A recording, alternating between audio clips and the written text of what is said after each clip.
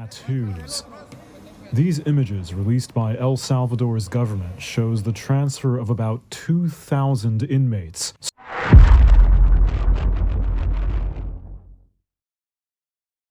Okay, friends, I'm sure you've seen some of these videos, either some pictures online talking about this. I'm gonna tell you something today about this that you probably don't know. There's so much happening. This is concerning those recent pictures of about 64,000 alleged gang members were cracked down on violence crimes in the capital of the world, El Salvador. So you are seeing pictures of men behind bars. And I know you're looking at this, you and I will say, living in the West, this is horrible, right? This is one of the largest prison industrial complex, I will say. That's a lot of men. That's a lot of bodies, right? So those of you who are familiar with this, and again, I'm sure these pictures were not taken without the knowledge of the president himself, the president of Salvador. And according to the Daily Mail, will El Salvador new mega prison turn into a bloodbath? Huge jail is already over capacity, packed with rival MS-13 and Silla 18 gangsters. Okay, starving inmates and drawing comparison to concentration camps. So this is what the president is doing. And let me show you the man who is up and responsible for some of this. Some people have an issue with him. We're going to go over to Valuetainment to listen to him. This is the current president of Salvador. Now, we're going to listen to Valuetainment for this video, but I wanted to say something. Recently, I was talking to one of my cousins. Okay, she came from Haiti, and she is talking about what it's like to live in Haiti today. And friends, I wish I could sit here and sugarcoat the level of evil that is happening there in Haiti. By the way, I'm from Haiti as well. She's from Haiti. And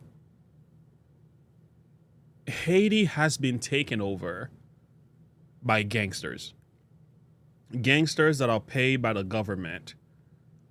There are decent politicians. There are decent cops who are trying to do their jobs. They are hunted down. These gangsters, friends, are so evil that they are kidnapping the people. They are killing the Haitians for no reasons. They are RAPE, you know what I mean, the women, and then set their bodies on fire. This is what these gangsters are doing in Haiti. My cousin that I'm telling you about, she packed up her bag and left. Literally, she left for the hills, for the forest. She's an immigrant now, but she had to flee for her life. Okay, so this is, kids can go to school. These guys have totally turned the world upside down in Haiti. And the reason I'm sharing this stuff is so bad that even the government is involved in the corruption. And they're not doing much about it. And these guys are kidnapping people and asking for thousands of dollars and millions of dollars. Lord have mercy. Like at least $7 million per person. This is what they're doing. They're kidnapping doctors and lawyers and priests and pastors. We've seen videos of ministers preaching and got kidnapped in Haiti. Okay, I saw a recent young Christian lady. She was hanging outside of a car, having been shot by these gangsters. She's a Christian young lady who usually leads out in a choir and singing and so on. Dead. So I say that to say this. When people see these pictures, before you lose your mind, you gotta understand unless you live in these countries and know what it's like to go under the control and the violence and the death of gangsters, the drugs, the bloodbath, before you condemn this man, first, go live over there. Step in the shoes. Don't come here with the Western mentality to judge. My cousin was sharing with me. She said, the best way to deal with the issue in Haiti is to look at what the president of Salvador is doing with the gangsters. And this is what she referred to. The Haitian people, listen to what I'm telling you right now. The Haitian people, right, are so fed up and troubled by gangsters and violence. They wish they could find a president, the same president like El Salvador president. What is his name? They wish the president of Haiti will do exactly as this president here is doing.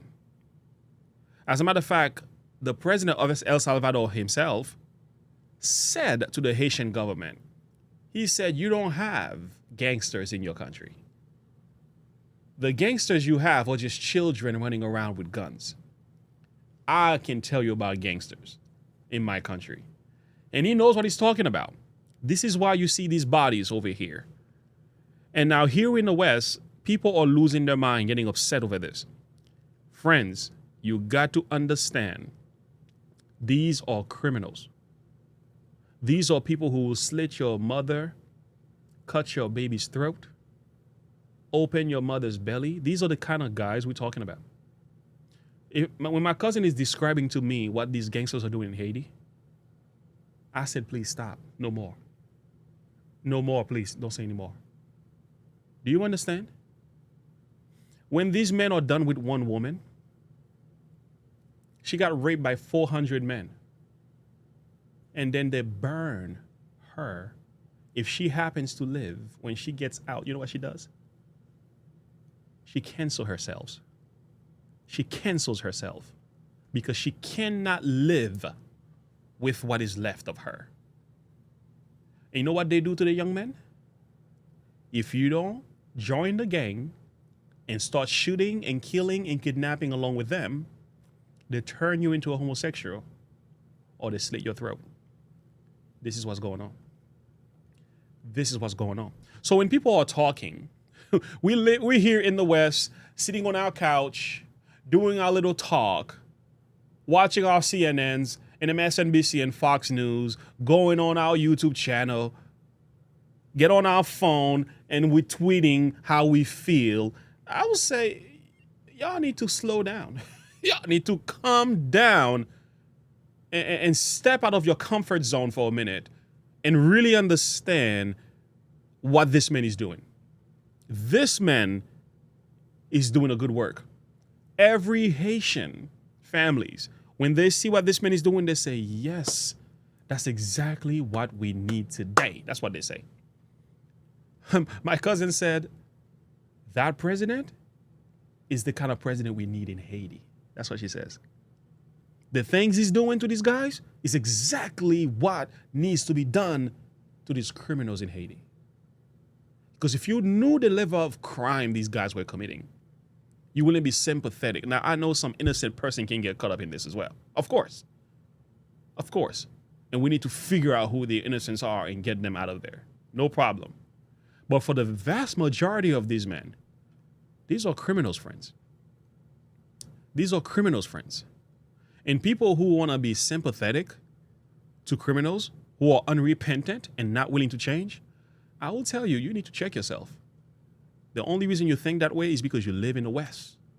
You don't see the whole picture. Now, I'm going to let Valuetainment walk me through this thing. I've done my ranting, so I'm going to let them do a little bit of talking here, okay? Take a listen to this one. Tell me if you think this is a good idea or a bad idea. Watch this. It looks like a sea of skin and tattoos.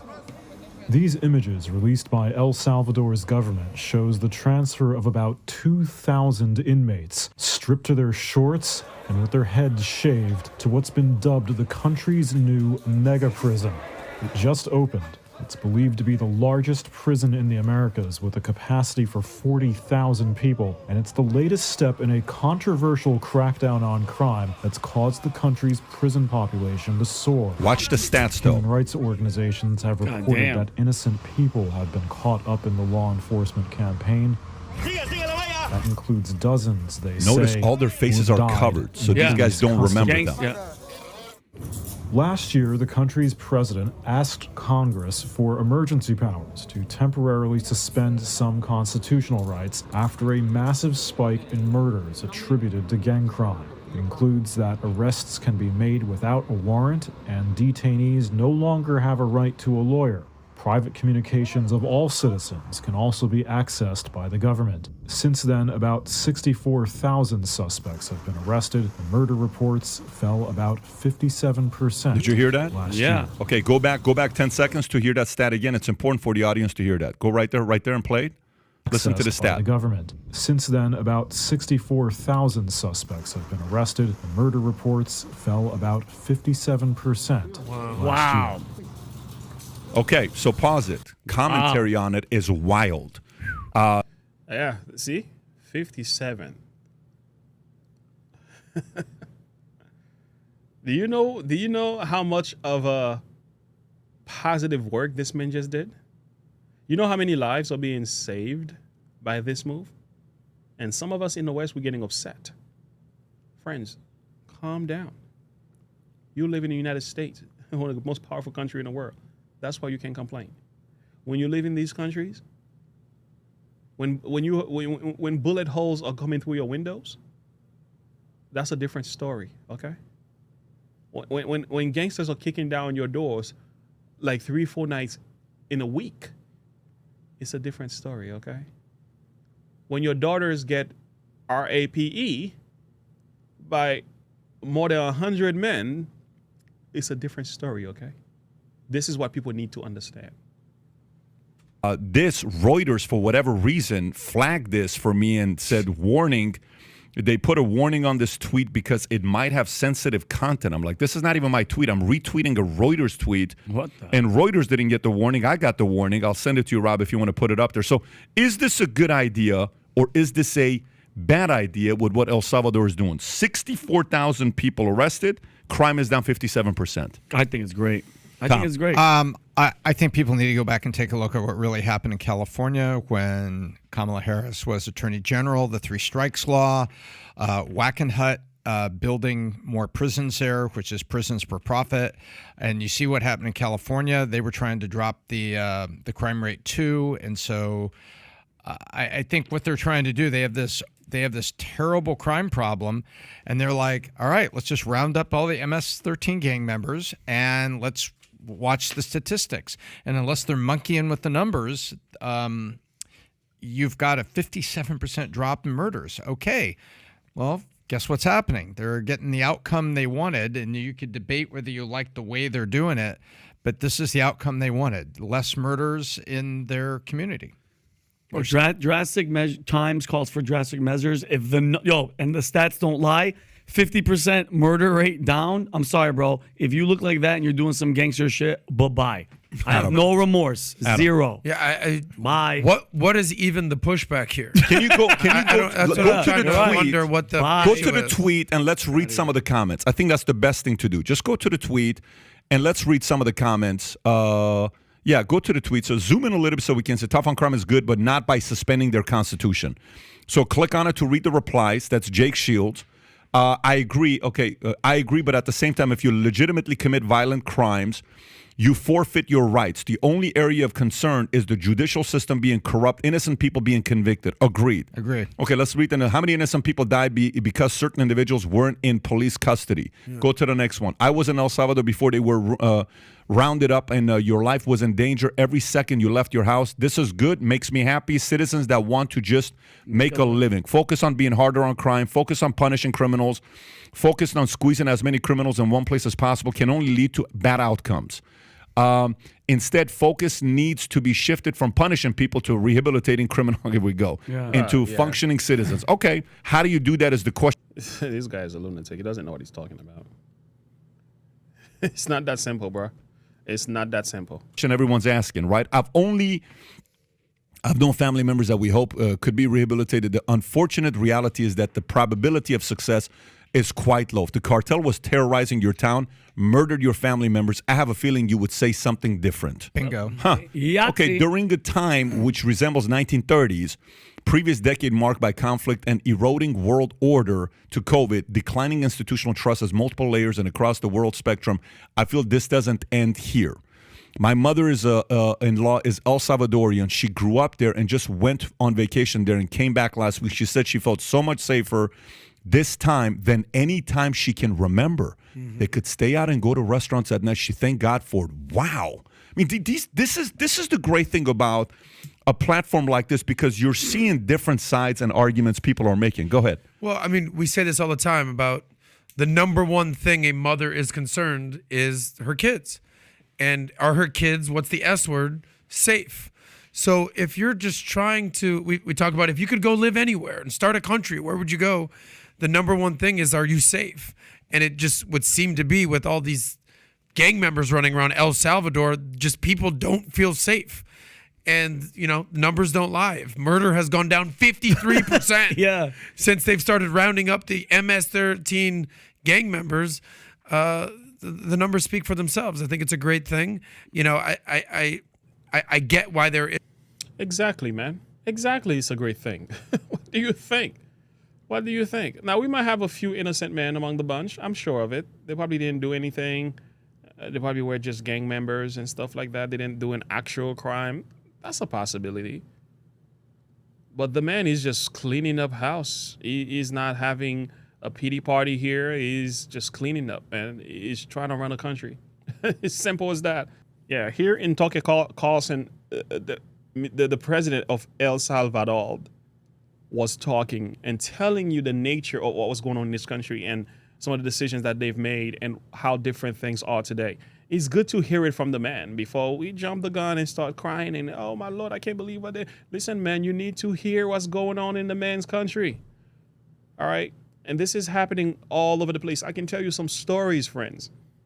All right? I've lived in Haiti as a young boy. I got families in Haiti. If you hear what these people are saying that these gangsters are doing, these criminals are doing, if you hear these stories, my dear friends, you will have a change of heart. Now, listen to this. We are honored to be joined right now by the president of El Salvador, President Bukele. Mr. President, thanks so much for coming on. So it sounds to me like you reduced the murder rate in El Salvador in a pretty straightforward way. I wonder why other heads of state aren't calling you for advice on how to do it in their countries. Thank you, Tucker, for having me, and I'm glad to be here. Well, I don't know. Every country, I think, has their own problems. I would guess that probably our approach, that is very, very popular with the people, has a problem. And the problem is that it has common sense. And yes. I say it's a problem because usually the new wave of governance is taking away common sense and started doing things the other way around, the way that, of course, you shouldn't do them. So when you... He calls it common sense, guys. That's what it is. And it's exactly what it is. It's common sense. It's common sense to lock up criminals. It's common sense to lock up cartel members. It's common sense MS-13 members who are killing and hurting people. It's common sense to lock them up, especially if they're guilty, right? It's one thing that the man was an ex-member, is no longer doing anything. That's a different story, okay? I'm not advocating for that. But the thing is, still, right, if you are a criminal, you've done some crimes, you're guilty of something, I don't think these guys are part of the gang and being innocent. Innocent people don't join gangs. No, they don't. Okay, that's not how it happens.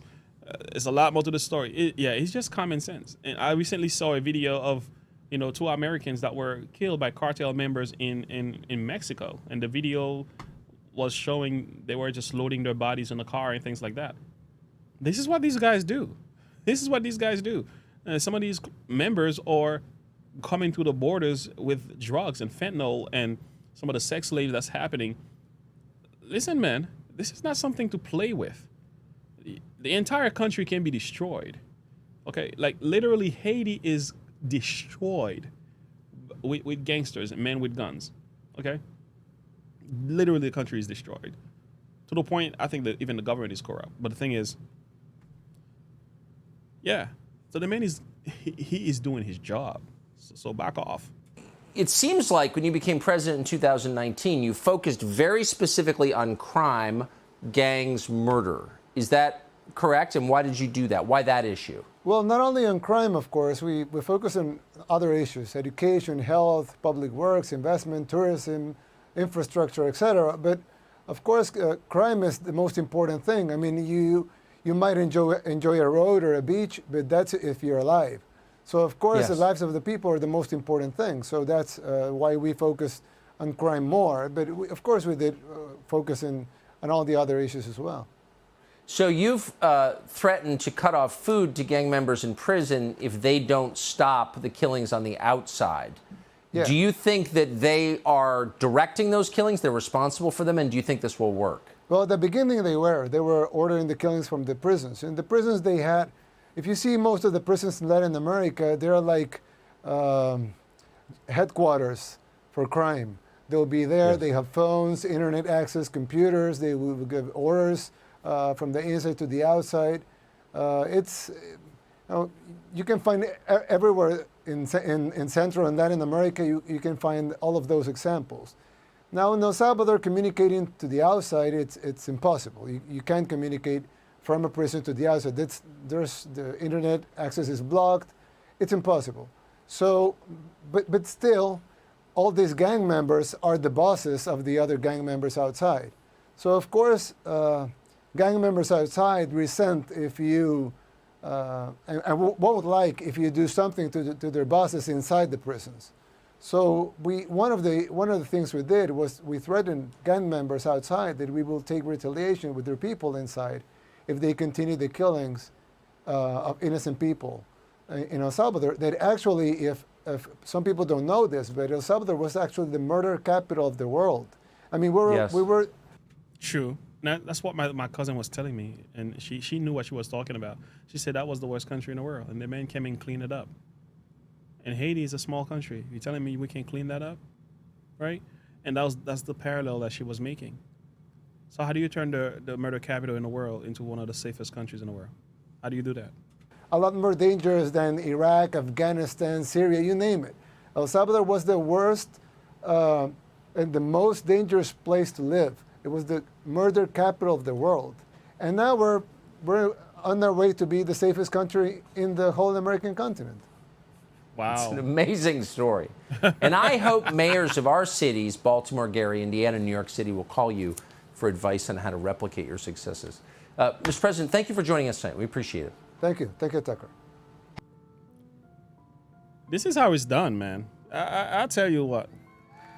I plead for those men who are innocent. If there are any, and I don't want to judge book by his cover, and I know somebody may have tattoos and things like that, that doesn't automatically classify them as a gang member, a murderer, an evildoer. I don't do that. Some people may have had a bad past, but eventually they change and chose to live a better life and things like that. If that's the case, I pray that they will find their freedom and their families will find justice. But the thing is, as far as the criminals are concerned, I have no pity for criminality. I have no pity for that because justice must be served. And this is what justice looks like, by the way, guys.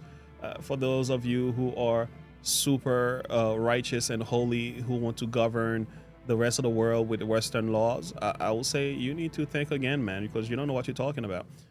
Because you live in the United States, you don't see the whole picture. And I'm telling you, this is what justice looks like. Okay, this is a picture of justice. This is what a picture of justice looks like. This is what happens when you choose to be a criminal, you choose to do evil, you choose to live in sin, you choose to do what is wrong. This is what justice looks like. Okay, they all look tatted. They all look. They don't look like very happy, nice guys to me. That's not what they look like. I don't know how we got this bad in a country, but it's bad. It's bad. I mean, yes, these are bodies, these are human beings. Jesus died for their sins as well. And I'm hoping while they are there, they all get converted. They find Christ and change their hearts and change their lives. But until then, if you are guilty, you need to be behind bars, locked up. And those Westerners who are trying to make the man look like he's a bad person for doing his job, I will say, no, he's not. I think we bad for thinking that, for dealing with evil the way we have, and that's why some of our cities are so bad, because we trying to sanctify wickedness. You cannot sanctify wickedness.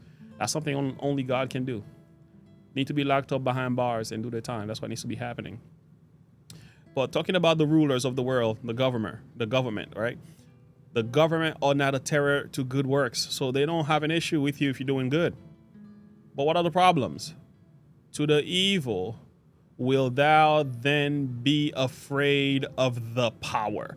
Every videos that I've watched online that are trying to justify, make it look like the president of El Salvador is wicked. When I read the comments underneath, it is the exact opposite. The people are just saying, thank God for this man. Praise God, he's doing his work. He is saving lives. That's what the people are saying. You know why? Because they live there. They have families there. They know what's happening. And I'm looking at that stuff. I'm like, having the low knowledge that I have of Haiti and some of the wickedness that's going on there, this is good news. If El Salvador can do it, this gives me hope.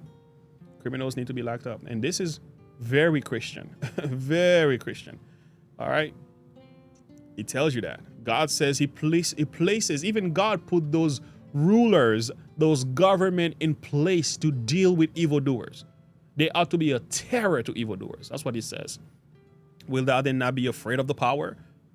That which is good, thou shalt have praise of the same. So if you're doing what is good, hey, it says, for he is a minister of God. You hear that? So the government is like a tool in God's hands to deal with evil, right? So for you, when you do good, you benefit from the government. You're supposed to, at least. But if you do evil, that which is evil, he says, be afraid. For he beareth not the sword in vain. For he is the minister of God and revenger to execute wrath upon him that doeth evil. That's Bible. That's Bible. Just in case you don't know who they're talking about. This is talking about government. It's talking about people in authority and power. God ordains them. This is serious business. God ordains them to do what is right. They are an evildoer. They are the sword. And that's the sword to bring judgment, by the way. Not the sword of the spirit. No.